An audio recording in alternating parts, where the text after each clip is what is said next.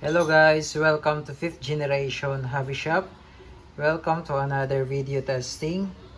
Shoutout po natin si Sir Archimedes ng Camigen. Sir, welcome to 5th generation hobby shop. This is the Crossman SR357 6 inches revolver. Airgun pistol, CO2 powered, steel ball 4.5mm. Ayan, ito yung bala niyan.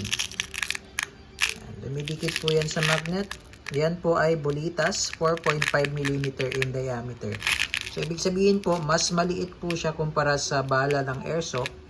Pero bolitas po. Yung bala po kasi ng airsoft is plastic BBs. Ayan po ang SR357 airgun revolver, CO2 powered, with manual safety, logo ng Crossman. Ayan, single and double action, adjustable po yung sight nito. Yung sight nito sa rear is adjustable po, up and down and left and right, windage and elevation. Ayan po. SR357. Yung sight niya po sa front naka-fix.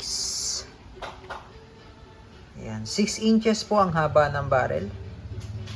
Ayan, dito po yung loading ng CO2. Ayan.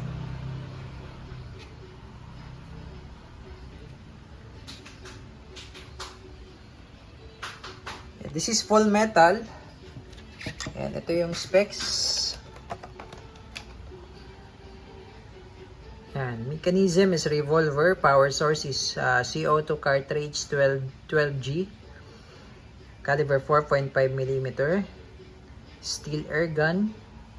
Yan. 6 shots. Meron siyang shell na kasama for steel BBs. Yan po. Yung barrel po nito ay smooth bore. Yan.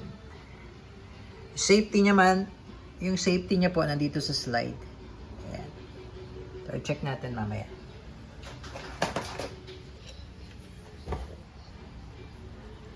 Ayan. So, ito po yung manual safety. Ayan. Meron naman pong indicator yan. Ayan. Push backward for safety. Then, pag i-open nyo po, push forward. Forward lang. Tapos, tulak nyo lang tong rotary cylinder. Ayan. Ito po yung shell.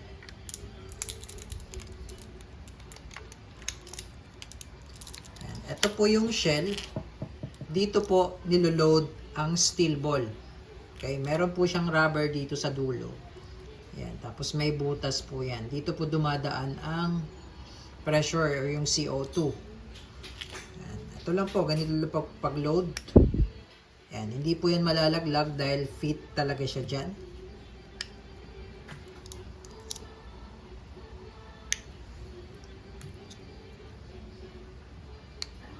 Yan, so bali 6 shots po yan. Yan. Yung steel ball. This is silver coated. Pwede naman po kayong gumamit ng copper coated as long as 4.5mm steel ball. Yan.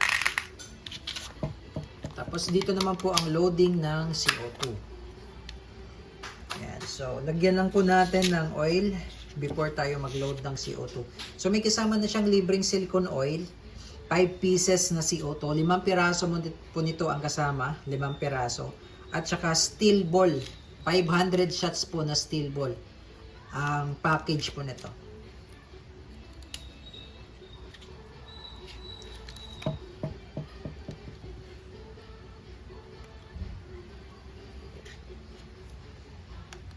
Pasok lang po yung CO2. Luwagan lang natin to. And then, kailangan po mabilis pong pihit.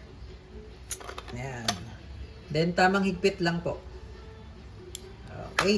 Testing lang natin. Wala po siyang shell. Wala po siyang bala, no? Testing lang natin. Bakas. Okay. Sir Archimedes ng Camigen. This is the SR357 airgun revolver. So, again, ang bala niya ay steel ball. Tapos, CO2 propellant.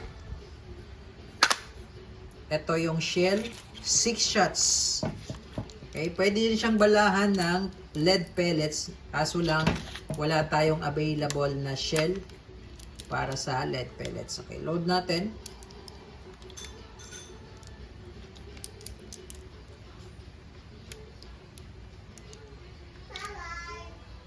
So itong unit na to, pwede rin pong lagyan ng red dot optic. Meron tayong available na red dot at saka mounting para dito sa SR357.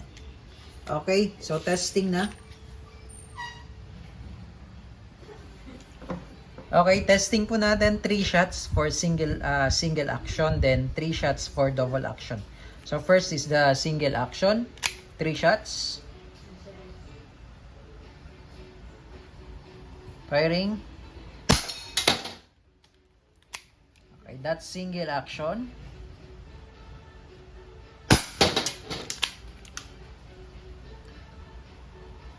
So ingat lang po kapag magfa-firing tayo kasi possible siyang mag-ricochet dahil yung steel ball hindi po yung nadi-deform or hindi po yung nababasag. Talagang bumabanda lalo na kapag tumama sa solid. Okay, single action.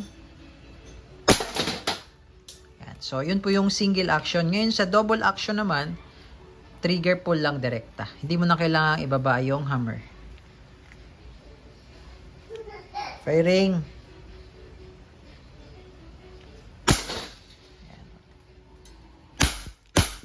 Okay. So, wala na po tayong bala. 6 shots.